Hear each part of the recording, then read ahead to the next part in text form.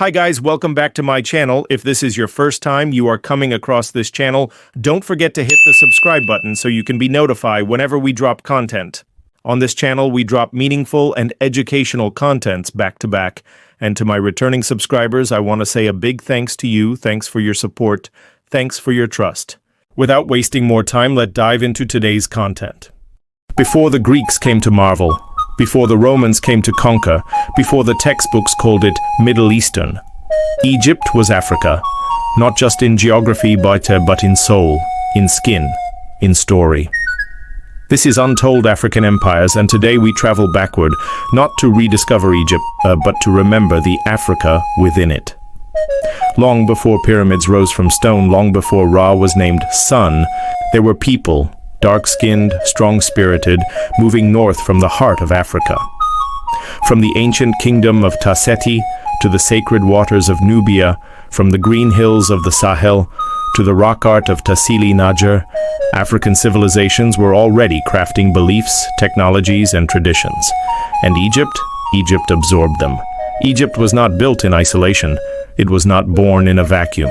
It was sculpted by centuries of southern migration, inspiration, and innovation. Let's talk about the very first pharaohs.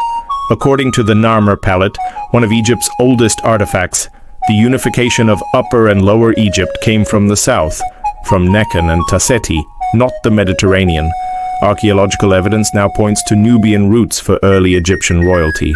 The crown of the first kings, already seen in Nubian regalia, their gods, shared across southern African traditions. Their art, echoes of older African styles. They came with dark skin, coiled hair, and eyes like obsidian. And they ruled with divine right, not from foreign lands, but from the bloodlines of Africa. What made Egypt truly powerful wasn't just stone or armies, it was spirit. And that spirit came from deep within Africa. The gods of Kemet, Amun, Anubis, Osiris, Hathor, Sekhmet were not just Egyptian ideas. They were part of a pan-African spiritual consciousness, totemic deities drawn from nature, lions, crocodiles, falcons, just like among the Dogon and Yoruba. Ancestral reverence seen in the Dinka, Zulu, and Akan cultures. Divine kingship and ritual burial, practiced long before Egypt's dynasties in Nubia and Sudan.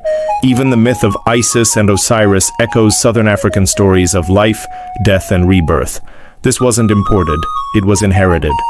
Look closer at the walls of Egypt. The language of hieroglyphs, tied to African root words. Modern linguists trace Afro-Asiatic and Nilo-Saharan influences, and even some Bantu echoes in early Egyptian dialects. Their statues, full lips, broad noses, dark stone for royal skin. Their queens wore braided crowns and kohl-lined eyes that mirrored Nubian beauty. But somewhere in history, Europe began to repaint Egypt, whitening statues, renaming gods, detaching the Nile from the continent that birthed it. For centuries, Egypt was paraded as not truly African, a mythical anomaly, a stolen jewel placed in a European box. But today, archaeology, genetics, and truth-tellers across the world are restoring the link. DNA evidence confirms southern African lineage in royal mummies. Temple carvings show African faces, African rituals, African bodies. Oral traditions from Ethiopia to Mali speak of ancestors who helped shape the Nile Valley. And Nubia? Still standing, still whispering, still reminding the world that Africa was never the student. She was the mother of civilization. Egypt was African. Nubia was her sister. Kemet was her soul. From the first divine kings to the builders of stone, from the chants of priests to the tears of queens, Africa shaped Egypt, not as an outsider, but as a mother shapes her child. This is not a revision, it is a restoration of truth, of pride, of legacy. Moral of the story: Africa does not borrow greatness, she births it, and no empire, not even mighty Kemet, stands apart from her womb. If this episode moved you, taught you, or made you question what you've been taught, subscribe to Afrotales TV because we are just getting started. Next, we journey into the golden age of trade, power, and knowledge.